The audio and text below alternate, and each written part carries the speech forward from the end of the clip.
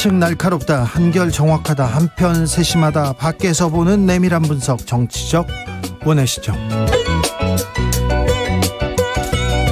오늘의 정치권 상황 원외에서 더 정확하게 분석해드립니다. 최민희 전 더불어민주당 의원, 어서 오세요. 안녕하세요. 불굴의 희망 최민희입니다. 오신환 전 국민의힘 의원, 어서 오세요. 네, 안녕하세요. 오신환입니다. 오신환 의원도 앞에다 뭘 붙습니까? 뭐라고 붙이면 뭐라고 좋을까요? 붙일까요? 제가 보기에는 정치권의 진짜 신사 같으세요. 나 신사죠. 왜 이렇게 또 신사죠. 갑자기 신사죠. 그런데 협동조합이라도 얘기해. 협동조합의 꽃 오신환 이런 얘기라도 아이고 하세요. 뭐 네. 그거는 뭐 최민희 의원님, 네. 오늘 머리 스타일, 헤어스타일 멋있습니다. 네. 자, 오늘 나토 정상회의 참석차 윤석열 대통령 출국했습니다. 첫 순방길에 올랐는데요. 네. 회담은 잘 해주시길 바라는데, 오늘 또 이렇게 정치권에선 이런 걸 또 중요하게 생각해요. 누가 배웅했냐, 성남 서울공항에 누가 나와서 환송했냐, 이렇게 얘기하는데 당대표 빠지고 원내대표 들어갔습니다. 그리고 이상민 행안부 장관 갔습니다. 어떻게 보셨습니까? 먼저 하셔야죠. 네.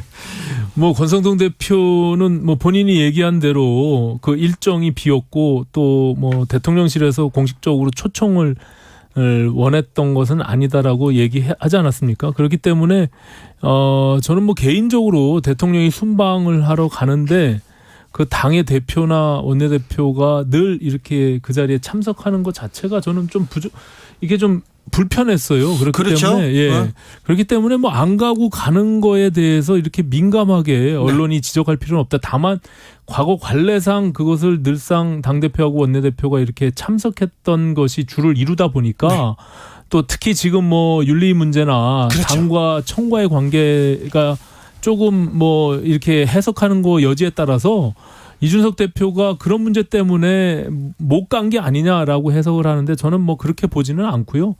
기존에 이미 예정돼 있었던 일정을 이준석 대표는 갔던 것이고 또 권성동 원내대표의 경우는 본인이 언급한 대로 그 일정이 비었기 때문에 간 것이니까 큰 의미를 부여하는 것은 저는 뭐 큰 의미 없다. 그런데 거기 가고 싶은 사람이 있었을 텐데요. 우선 원론적으로 과연 대통령이 순방 나갔는데 당대표가 그 배웅을 가야 되느냐, 뭐 그거에 대한 논의는 지금 할 건 아닌 것 같고요. 근데 그 문제 제기는 해봄직한데요. 우선은 저는 이 상황에서 누가 가장 가슴이 쓰리고 답답할까 생각해 보면 이준석 대표가 그럴 것 같습니다. 왜냐하면 언론이 민감하게 반응하는 데는 민감하게 반응하는 이유가 있는 것이거든요. 그래서 지금 윤리위가 2주 후로 이준석 대표 징계에 관한 결정을 미뤘고 그 전제가 뭐냐면 이준석 대표의 소명을 듣겠다였거든요. 그러니까 지금 위기 상황에 몰린 이준석 대표로서는 그 자리에 가도 그렇고 안 가도 그렇고 굉장히 그 사면 초과에 몰린 그런 상황인 건 분명하다, 이렇게 보고요. 근데 이럴 때 과연 대통령실은 어떻게 하는 게 좋을까? 저는 이럴 때 그냥 대통령실에서는 이준석 대표를 초청하고 적극적으로 오도록 하고 그래서 국민께 예의를 다하는 모습은 필요하지 않았나 생각합니다. 그러니까 그 자리에 원내대표는 갔는데 당대표가 빠지니까 당연히 당대표 패싱이다. 이거 누구나 예상할 수 있는데 그렇게 누구나 예상하고 언론이 그렇게 쓸 결과를 대통령실에서 막지 않은 것은 이건 노골적인 이준석 대표에 대한 비토로밖에 볼 수가 없는 상황입니다. 정치적인 해석들을 통해 가지고 미리 예측하고 대통령실이 이준석 대표를 오라고 초청하는 것 자체가 좀 오히려 더 그것은 오바스럽다라는 생각이 들고요. 그렇기 때문에 그냥 관례상 원내대표나 이준석 대표나 그 대통령이 순방하는 비행기 공항에 그 두 분을 오라고 하는 것 자체가 이상하잖아요. 그래서 그냥 통례적으로 오라가라 얘기를 아예 안 한 거죠. 근데 다만 권성동 대표는 그 자리에 본인이 스스로 참석한 거고 이준석 대표는 본인이 스스로 안 간 거예요. 근데 지금 징계위원회가 윤리위원회가 7월 7일 날 예정돼 있는데 그 자리에 이준석 대표가 가는 대로 또 언론에서는 다른 해석을 할 테고 또 안 가면 안 가는 대로 해석을 하기 때문에 저는 청와대 입장, 그러니까는 지금 용산 대통령실의 입장에서는 이준석 대표와의 일정 정도 거리를 둘 수밖에 없는. 그래서 개입 하는 것이 오히려 부적절한 언론의 그 뭐 구설수에 오르는 것보다는 그렇게 일정 정도 거리를 둘 수밖에 없는 그런 상황이 돼버린 것이죠. 그러니까 이게 형식적인 의전에 대하여 예를 들면 언론적으로 뭐 그 관행이 문제다라고 할 수 있다니까요. 제가 이미 말씀드렸고, 그러나 이 상황은 정치권이라는 게 사실 많은 걸 보여주는 것이잖아요. 그리고 대통령의 일정과 그 대통령의 일정을 같이 하는 사람은 그 자체가 그 대통령의 국정 방향을 보여주는 거란 말이죠. 그러니까 제가 말씀드리는 건 최소한 이럴 땐 그냥 형식적으로 국민들께 예의를 다하는 차원에서 당대표든 원내대표든 관행적으로 오는 게 더 국민 보시기에 좋았다, 이 정도이고요. 그리고 저는 개인적으로 이준석 대표가 국민의힘 당대표가 되면서 국민의힘이 근본적으로는 바뀐 게 없다고 봅니다. 지금 이준석 대표에게 취하는 태도를 보면. 예. 그런데 이준석 대표로 하여 당이 쇄신된 것 같은 이미지를 얻었고, 그 결과 플러스 요인이 많았다고 생각해요. 그런데 지금은 누가 봐도 이준석 대표가 지금 비토당하고 있는 이 상황이잖아요. 그러니까 이 상황을 정치란 겉으로 웃으면서 속으론 정말 살벌한 권력투쟁을 하는 곳이라 결과는 어떨지 모르겠습니다만 그 과정을 예쁘게 하려고 노력하는 거. 저는 이게 국민께 예의를 다하는 과정이라고 제가 보는 거고, 그래서 이런 형식적인 의전은 그냥 관행대로 하는 것이 지금은 예의다. 알겠습니다. 그런데요, 그 전에 당 대표를 어떻게 징계할 수 있겠느냐 그런 얘기가 많았는데, 주말 지나면서 그리고 2주간 시간을 주면서 징계할 가능성이 높다, 이렇게 보는 분들이 많아졌더라고요. 징계를 뭐 어떻게 할지 여부와 상관없이 이 당이 계속 이렇게 불안정한 불확실성에 노출돼 있는 것은 저는 적절하지 않다라고 보여집니다. 예. 그리고 뭐 지금 이제 당원 당규상 4가지의 징계가 결정이 되거든요. 징계는 물론 안 할 수도 있죠. 징계를 하게 되면 낮은 단위가 이제 경고고요.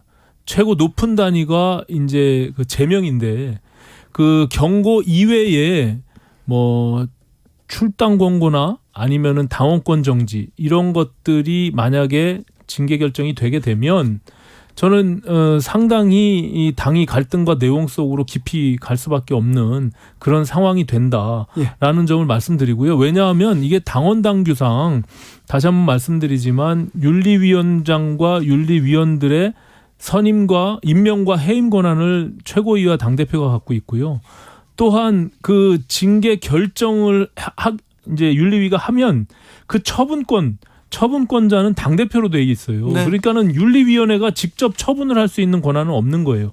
그리고 당규 30조에 보면 당대표와 최고위원회 결정을 통해 가지고 징계안에 대해서 중지 취소시킬 수 있는 권한도 당대표가 갖고 있어요.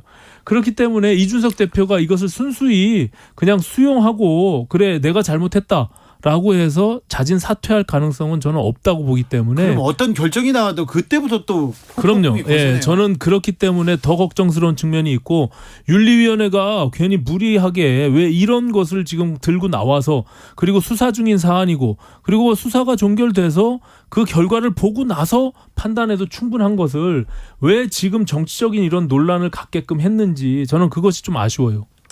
우선 저는 이건 재척 사유가 될 것 같은데요.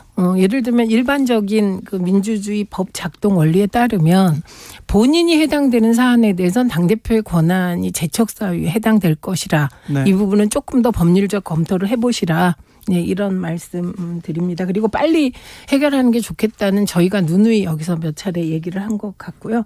우선은 이준석 대표의 최측근이 문제 제기를 한 당사자를 찾아가서 7억이라는 구체적인 액수를 제안하고 투자를 약속한 것까지는 지금 팩트로 나온 거 아닙니까? 그분에 대한 징계 절차가 지금 밟고 있고요. 네, 징계 절차를 밟고 있는데, 그러면 이준석 대표의 최측근이 자기와는 관련 없는 그 회사에 왜 그런 제안을 했을까라는 의문은 당연히 제기되기 때문에 지금 상황에서는 최측근의 징계 여부와 이준석 대표의 징계는 연동되어 있다고 보는 게 연동되어 있지 않아요. 그러니까 상식으로, 그 팩트를 잘 모르셔서 그런데. 상식으로 보입니다. 그래서 아니, 그렇지 않아요. 아닙니다. 그래서 상식으로 보이기 때문에 거기서 팩트 확인할 건 딱 하나예요. 최측근이 독자적으로 행동했냐. 이 대표와 교감이 있었냐인데 이에 관해서도 여러 가지 증언들이 나와 있는 것으로 알고 있기 때문에 네. 저는 이렇든 저렇든 징계는 빨리 끝내야 된다. 그러니까 이제 팩트를 잘 이제 혼동해서 말씀을 하시는데 이준석 대표가 김철근 정무실장에게 내려가서 한번 들어봐라라고 한 시점과 김철근 정무실장이 그 7억 원에 대한 투자 약정을 한 것은 전혀 다른 시점이 달라요. 2주 뒤에요. 네. 그렇기 때문에 지금 내려가서 바로 투자 약정을 했다라고 오해들을 많이 하시는데 그것은 시점 자체가 다릅니다. 그러니까는 내려가서 들어보라고 한 것은 그 네. 사람이 무슨 말을 하려고 하는지를 들어보라는 거 순수하게 그 자체고요. 네. 투자 약정을 한 것은 그 뒤에 2주 뒤에 내려가서 본인이 한 것이기 때문에 지금 말씀하신 대로 합리적으로 의심할 수는 있지만 이게 법률적으로 따지면 그 시간적인 차이와 또 도대체 김철근 그 정무실장이 이준석 대표와 교감 속에서 그것을 했는지 여부는 법적으로 다툴 문제예요. 예. 네. 법적으로 다투고요. 그거는 뭐 진행이 될 것 같고 그렇다면 이건 그 말을 다 받아들이면 이준석 대표의 최측근이 이준석 대표를 뭐 활용했다거나 뭐 이렇게 하면서 그 사람을 만났다는 얘기가 되기 때문에 이 또한 문제가 될 것 같습니다. 투자 약종이 또 지금 정치권에서 왜 나오지 이렇게 생각하는 사람도 있습니다. 다른 얘기로 넘어가겠습니다. 자, 민주당에서 법사위원장 그래 내줄게 이렇게 하면서 원구성 하자 이렇게 됐는데 어디서 다시 꼬여서 파행이 계속되고 있는 건지요. 야당에서는 7월 1일 날 임시국회 열자 이렇게 되는데 왜 안 되는 건지 물어보겠습니다. 이 조건부로 자꾸 원구성을 하기 때문에 그래요. 네. 그러니까 원구성은 원구성이고 원구성 이후에 사법개혁 특위나 지금 말씀하신 대로 권한쟁의 심판을 뭐 취하할 것인지 이런 부분들은 별도의 사안이잖아요. 근데 우리가 늘 원내에서 협상을 할 때 교섭단체 간에 조건을 자꾸 이제 껴넣다 보면 그 조건 때문에 그 합의가 이루어지지 못하는 경우가 비일비재하거든요. 근데 지금 검수완박법 소위 그 법안이 통과된 이후에 그것을 전면적으로 거부했던 국민의힘의 입장에서는 그것을 종결짓는 사법개혁 특위를 구성하냐고 얘기하는 것은 그 자체를 우리가 인정하는 꼴이 되기 때문에 도저히 받아들일 수 없는 조건부를 거기에 끼워 넣은 것이거든요. 그렇기 때문에 권성동 원내대표 입장에서는 사개특위를 받는 조건에서 뭐 법사위원장을 당신 국민의힘이 해라라고 하는 것 자체가 성립되기가 굉장히 어려운 측면이 있는 거예요. 예. 우선 저는 두 가지라고 생각하는데요. 정치에서 받아들일 수 없는 조건을 누군가 정하면 정치는 없는 거죠. 협치는 불가능하죠. 그래서 받아들일 수 있는 조건이 있고 없는 조건이 있는 건 아닌 것 같습니다. 그다음에 저 개인적으로는 박홍근 원내대표는 굉장한 결단을 해서 지지자와 당원들에게 무지하게 비난을 감수했습니다. 그런데 조건도 없이 무조건 내놓는다면 이분은 앞으로 정치하기 어렵기 때문에 조건을 다는 건 어쩔 수 없다고 보는데 두 개였어요. 조건이 법사위 권한 축소. 그건 이미 여야가 합의한 내용이죠. 네. 그 부분에 대해 그 부분과 검찰 선진화법 후속 작업으로 사개특위인데 저는 그 예를 들면 권성동 원내대표의 태도가 그럼 그 두 가지 중에 하나는 의논하자. 혹은 하나는 절대 안 되겠다. 이거는 우리의 존립 자체, 우리도 또한 그 정무적 판단을 해야 되니 안 되겠다. 이게 아니라 갑자기 필리핀 특사로 가신다니까. 일주일이 또 붕 뜨니까 많이 양보하고 지지자들에게 그렇게까지 비난을 받으면서 법사위원장을 국민의힘에게 드리겠다 했던 박홍근 원내대표의 처지가 지금 굉장히 어려워지지 않았나 싶습니다. 여기서 뭐 팩트를 좀 체크해야 될 거는 일주일이 붕 뜨는 건 아니고요. 2박 3일 필리핀 특사로 가는 겁니다. 예. 물론 이제 가는 거 여부에 대해서는 별도의 논의가 있어야 되겠지만 그리고 오늘 법무부 검찰이 검수완박법에 대한 권한쟁의 심판을 청구했고 가처분 신청을 했어요. 저는 지금 원구성과 관련해서 권한쟁의 심판, 국민의힘이 신청한 권한쟁의 심판에 대한 것을 취하해라 라고 하는 것을 거기에 조건으로 다는 것은 민주당의 입장에서 지금 소위 검수완박법이 헌재에서 저는 분명히 이것은 문제가 있다라고 헌재가 결정할 것으로 좀 보여집니다. 그렇기 때문에 민주당 입장에서도 그 부분이 약간 두려운 거예요.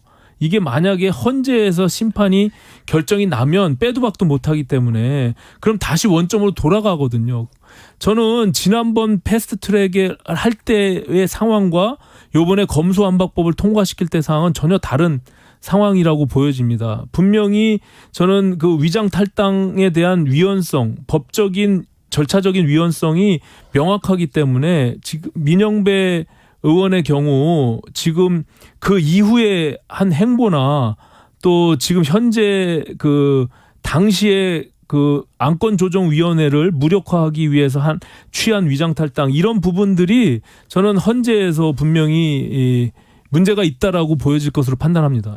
예, 우선 그 민영배 의원 이름이 나와서 양양자 의원의 행보를 보면 참 정치가 기기묘묘하다 이런 생각이 듭니다. 네. 그래서 그런 구체적인 판단은 뒤로 하더라도 저는 법사위의 권한 축소 부분 있잖아요. 네. 그동안에 사실 그 18대 국회, 19대 국회 거치면서 오히려 이 부분에 대해서 문제 제기를 했던 건 국민의힘 쪽이었습니다.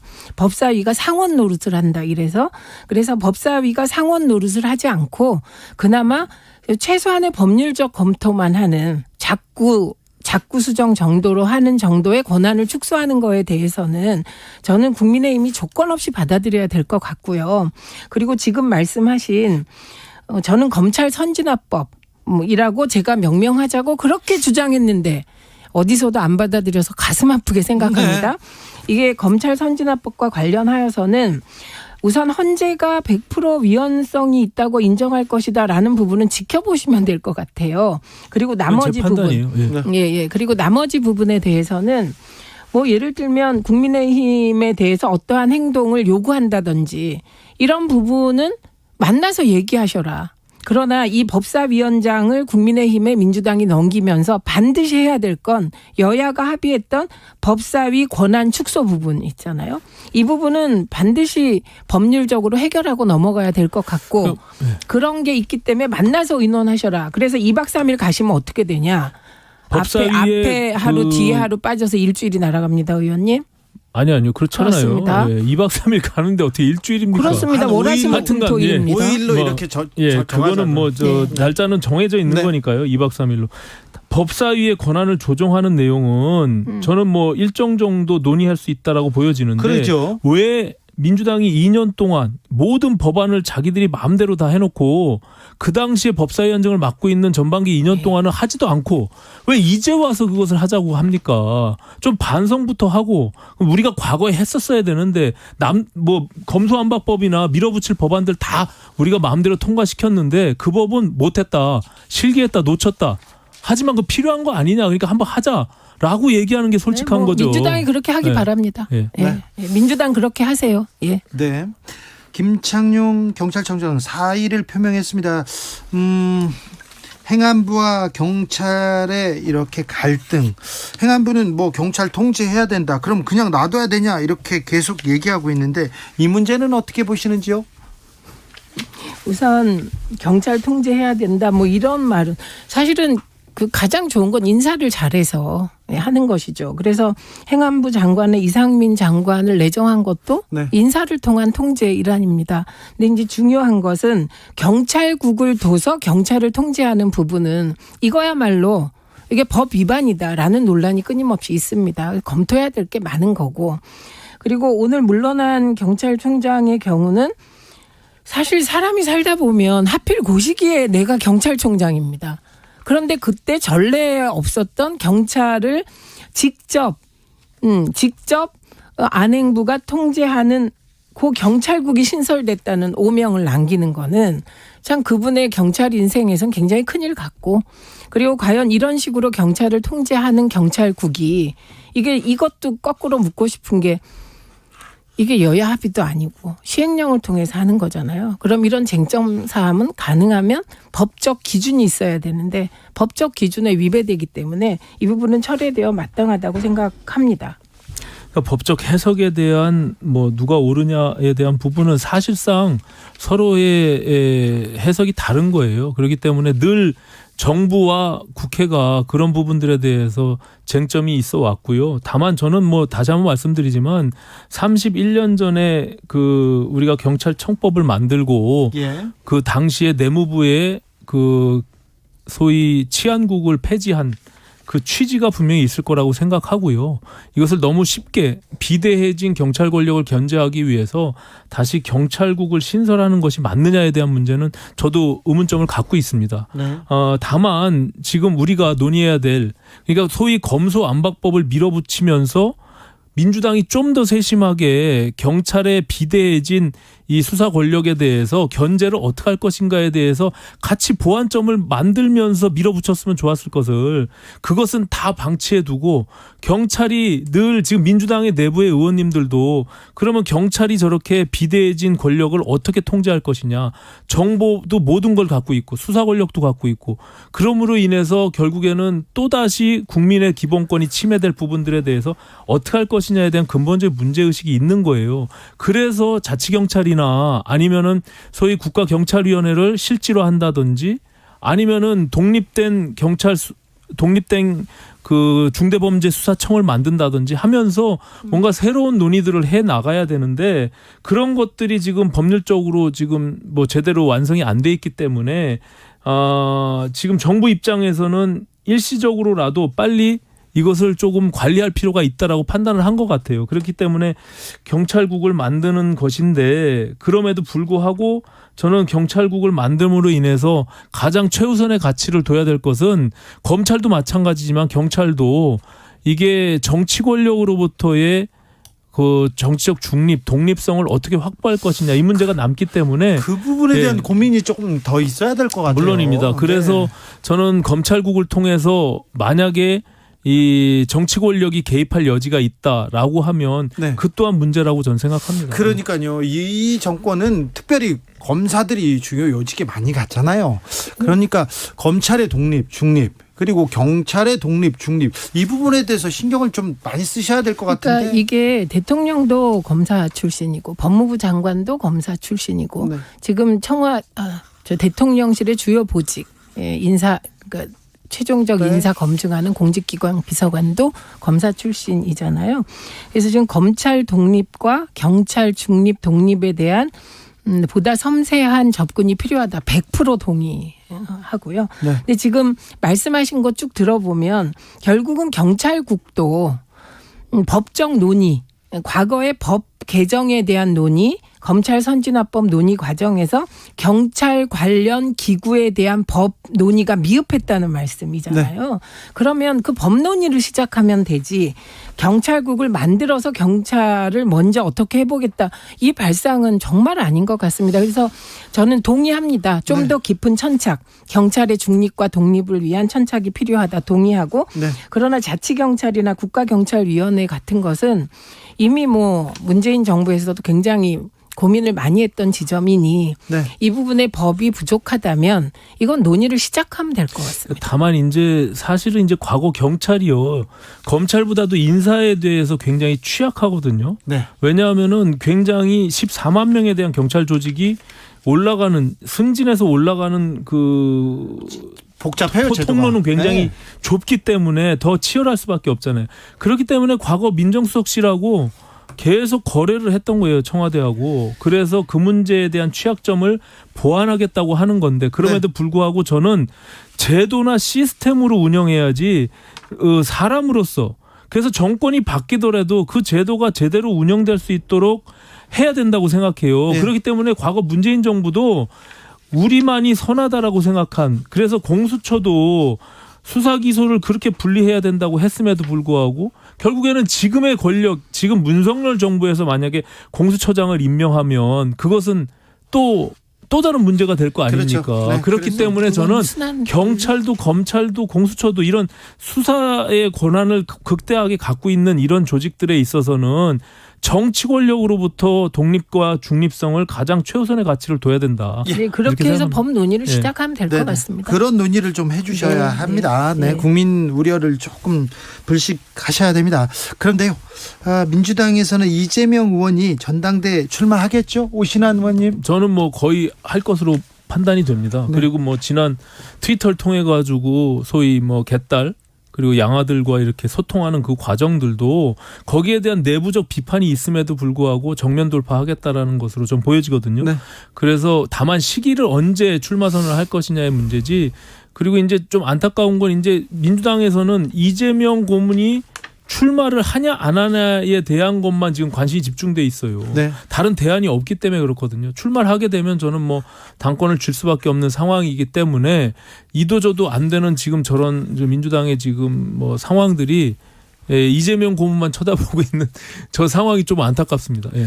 이거는 제가 보기에는 다른 당권 혹은 당권 주자들이 그렇게 만든 것 같습니다. 그렇죠. 이재명 예. 나오지 마라, 나오지 저는- 마라, 오지 마라, 오라 예, 이렇게 되지 그게 않습니까? 원래 세상이 그 문재인 대표 시절에 뭐 문모님까지 있었잖아요. 그러다 보니 세상이 문재인 대표 중심으로 돌아가더니 대통령 되시더라고요. 그래서 저는 다른 당권 주자들의 전략이 좀 잘못 세워진 거다. 오히려 만약에요. 이재명 의원을 우리가 보호할게.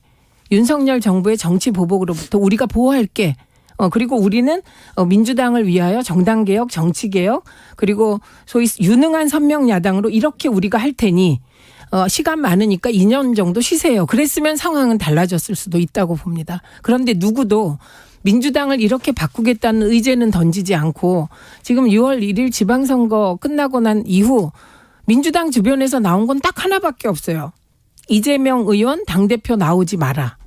그럼 한쪽에선 작은 목소리로 누구나 나갈 수 있는 자유가 있는 거 아니야? 이런 식으로 양분된 양분이 아니죠. 의원들의 목소리가 컸고 오히려 당원과 지지자들은 우리가 뽑을 텐데 왜 의원들이 누구는 되고 누구는 안 된다고 그렇게 하지?